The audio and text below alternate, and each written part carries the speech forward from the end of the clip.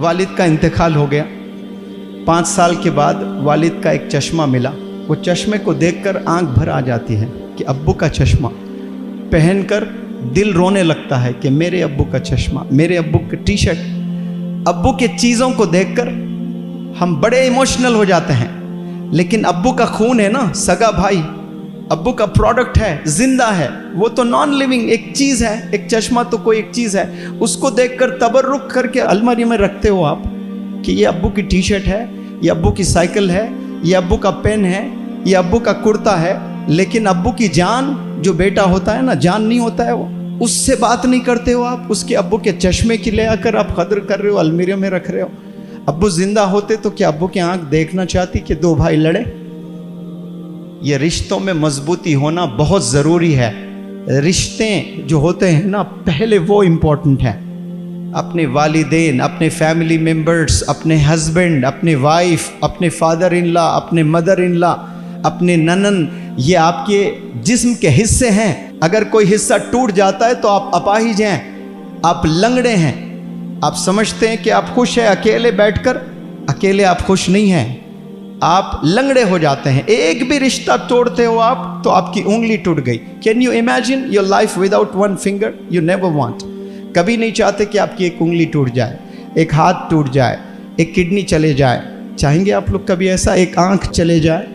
तो आप अगर किसी से अनबन है आप लोग की फैमिली मेम्बर्स में, तो आप अपाहिज हो रहे हो, अपनी एक आंख फोड़ ले रहे हो, आप उनसे लड़ रहे हैं। 2 सगे भाई, शादी हो गई, बीवी आ गए, दोनों में झगड़ा, बात नहीं कर रहे हैं, अंधा हो गया है वो, पैर टूट गया उसका, हम समझते नहीं। एक दौर था, 2 भाई जान थे एक दूसरे के लिए, जान देते थे। क्या 2 नए बच्चियां घर में आ गए, दोनों लड़ने लगे। क्यों? वो दोनों ने उचकाया, प्रोवोक किया, तो 2 भाई दुश्मन हो गए, लड़ने लगते हैं, बात नहीं करते हैं। कई सालों से 2 भाइयों में बात नहीं। ऐसे कई घर हैं, इतने फोन्स आते हैं मुझे, सगे भाई है, बातचीत नहीं है। अगर आप लोग शादीशुदा है तो समझ जाएं कि आपकी बीवी, आपके सास ससुर और बच्चियों को कह रहा हूं कि आपका हस्बैंड, आपके ननन, आपकी सास, आपका ससुर, आपके और मज़ीद रिश्तेदार इन-लॉज में आपके बॉडी के हिस्से हैं। समझना आपने, एक से भी आपकी अनबन हो रही है तो आप हैंडीकैप होते जा रहे हो, आप लंगड़े हो गए, लूले हो गए हो। मजबूत पूरा जिस्म जैसा होता ना इंसान का, अच्छा होता है तो वो चलने लायक होता है, वो दौड़ने लायक होता है, उसे फिट कहते हैं। फिट रहना चाहिए हमें। आपको देखकर कोई एक बंदा भी ना नेगेटिव बोले कि इसके बारे में, अरे ये खामी है इसमें। ऐसे कंप्लीट वुमन, कंप्लीट मैन बनने की नीयत कर लें आज आप लोग।